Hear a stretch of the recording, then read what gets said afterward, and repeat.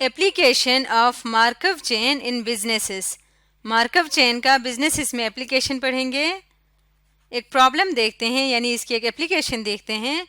N outdoor restaurant in a summer resort closes only on days that it rains. एक outdoor restaurant है जो कि गर्मियों में समर रिजॉर्ट पे है, तो ये सिर्फ तब बंद होता है जब रेन होती है, बारिश होती है।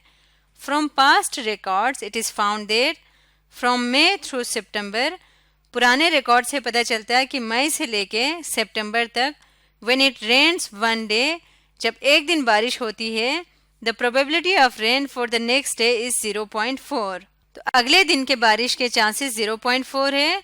When it does not rain on one day, जब एक दिन बारिश नहीं होती, the probability of rain the next day is 0.06। तो अगले दिन बारिश होने की प्रोबेबिलिटी है 0.06। हमने क्या करना है? Draw a transition diagram, right the transition matrix.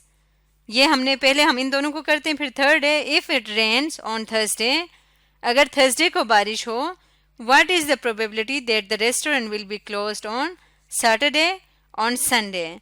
तो सबसे पहले हम ए पार्ट सॉल्व करते हैं। तो ए पार्ट में हमने क्या फाइंड करना है?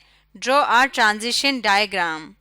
तो अगर हम अपने प्रॉब्लम को दोबारा पढ़ें तो इसमें दो फैक्टर्स हैं। An outdoor restaurant in a summer resort closes only days that it rains, एक दिन बारिश का। From past record it is found that from May through September when it rains one day the probability of rain for the next day is 0.4।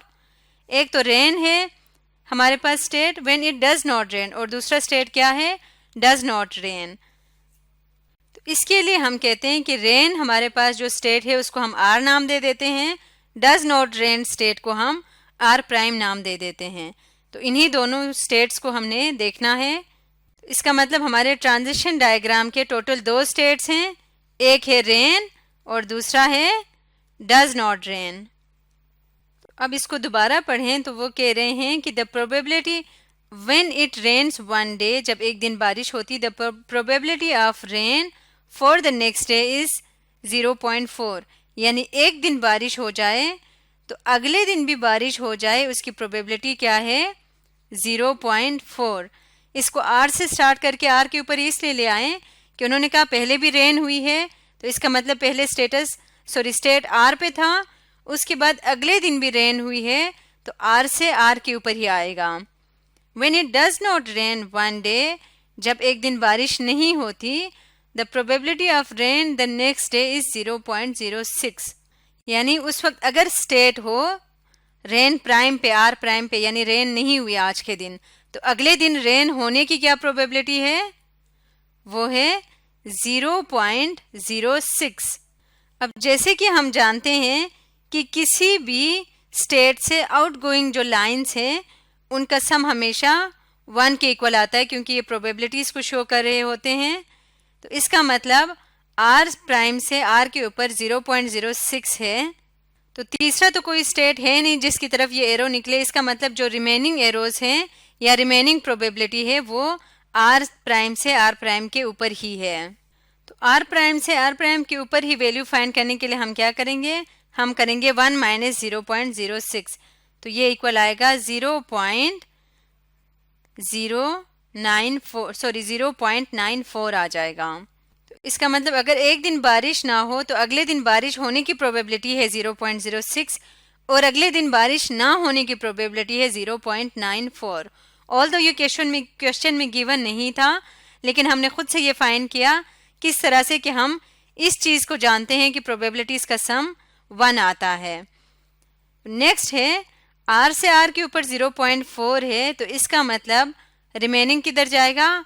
Are से R prime के ऊपर जाएगा। तो ये क्या आएगा? 0.6, क्योंकि 0.4 प्लस 0.6 1 आता है। इसका मतलब अगर एक दिन बारिश हो तो अगले दिन बारिश होने की प्रोबेबिलिटी है 0.4 और अगले दिन बारिश ना होने की प्रोबेबिलिटी है 0.6। तो हमने ये ए पार्ट को सॉल्व कर लिया, ट्रांजिशन डायग्राम बना ली। बी पार्ट है राइट द ट्रांजिशन मैट्रिक्स। तो अब इसका बी पार्ट करते हैं। बी ट्रांजिशन मैट्रिक्स को हम P से डिनोट करते हैं। P इज इक्वल टू, यहाँ पे टोटल 2 स्टेट्स हैं। सबसे पहले स्टेट्स लिखते हैं, आर है और आर प्राइम है, बारिश होगी या बारिश नहीं होगी। यहाँ ऊपर भी लिखेंगे आर और आर प्राइम। अब हमने देखना है कि यहाँ पे इसको यहाँ से हम रखते हैं ये वाली साइड फ्रॉम और ये वाली साइड हम रखते हैं टू। तो मतलब from R to R, from R to R क्या है 0.4। एक दिन बारिश हो और अगले दिन भी बारिश हो तो उसकी प्रोबेबिलिटी है 0.4। From R to R prime, R से आर प्राइम पे क्या है 0.6 है। इसी तरह नेक्स्ट है from R prime to R, from R prime to R क्या है 0.06 है और from R prime to R prime क्या है 0.94 है। ये मैट्रिक्स लिखने के बाद आपने चेक करना है कि इनका सम 1 के इक्वल आता हो। फर्स्ट रो का सम भी 1 है, सेकेंड रो का सम भी 1 है, तो ये ट्रांजिशन मैट्रिक्स बिल्कुल ठीक लिखी गई है। सी पार्ट है, if it rains on Thursday what is the probability that the restaurant will be closed on Saturday और संडे। अब इसको सॉल्व करते हैं।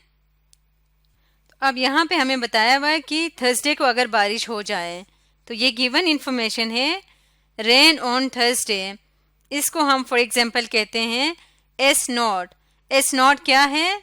एस नॉट हमारा इनिशियल स्टेट है, यानी अभी फिलहाल कौन सी हालत में है, कौन सी स्टेट है, वो हमें एस नॉट बताता है। तो एस नॉट हमारे पास एक रो वेक्टर या रो मैट्रिक्स होगा और इसको कैसे लिखा जाएगा, हमें कंफर्म पता है कि थर्सडे को रेन है। यहाँ पे हम यही अज्यूम करें कि थर्सडे को रेन होगी, तो इसकी प्रोबेबिलिटी क्या है? इसकी प्रोबेबिलिटी होगी 1, क्योंकि 100% हम कह रहे हैं कि थर्सडे को रेन होगी। इसका मतलब दूसरी प्रोबेबिलिटी होगी 0, क्योंकि हमारे पास 2 ही स्टेट्स हैं तो यहाँ पे 2 ही एलिमेंट्स आएंगे। ये है आर प्रोबेबिलिटी ऑफ रेन और ये है आर प्राइम। तो रेन की प्रोबेबिलिटी 1 है तो आर प्राइम की प्रोबेबिलिटी होगी 0। तो अब हमने फाइंड करना है the probability that the restaurant will be close on Saturday. हमने ये देखना है कि इसकी क्या प्रोबेबिलिटी है कि रेस्टोरेंट सैटरडे को क्लोज होगा, और हमने ऊपर पढ़ा है कि क्लोज कब होगा, जब रेन होगी। सो अगर थर्सडे को रेन होना, ये हमारा इनिशियल स्टेट एस नॉट है, तो हमने फाइंड करना रेन्स ऑन फ्राइडे। ये क्या होगा? रेन्स ऑन फ्राइडे S1 होगा, उससे अगले दिन की ऑब्जर्वेशन अगर हम देखें तो वो S1 कहलाएगा। और इसी तरह से रेन्स ऑन सैटरडे क्या हो जाएगा? ये बन जाएगा S2। तो अभी हमने फाइंड करना है कि रेस्टोरेंट सैटरडे को क्लोज होगा, और क्लोज तब होता है जब रेन होती है।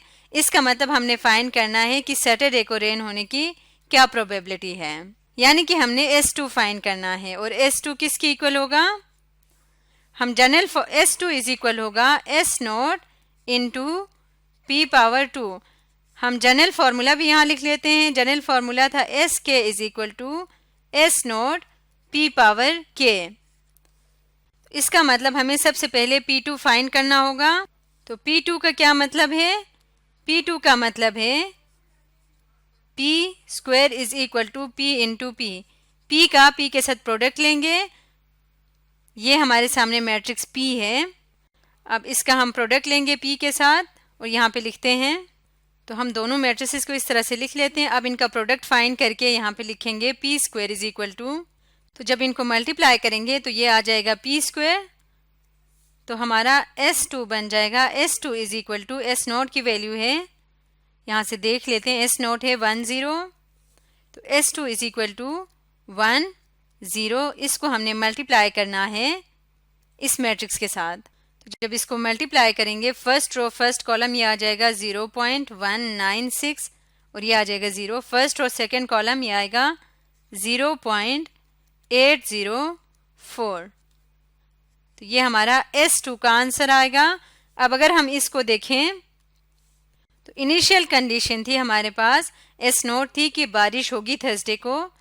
तो from R rain to R की प्रोबेबिलिटी ये कि पहले थर्सडे को बारिश थी, उसके बाद नेक्स्ट सैटरडे को भी बारिश होगी, उसकी प्रोबेबिलिटी है 0.196। From R to R prime, और उससे उस दिन बारिश नहीं होगी, इसकी ये प्रोबेबिलिटी है।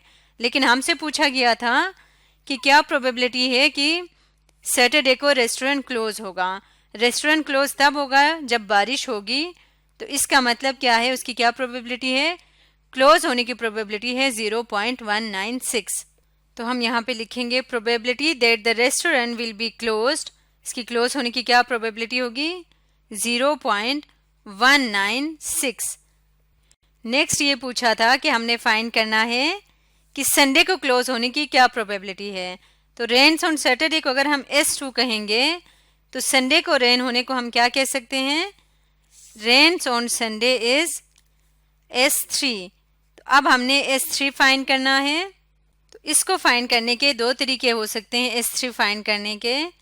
एक तो हम यहाँ पे फॉर्मूला लिख देते हैं, S3 is equal to S0 P⁻3।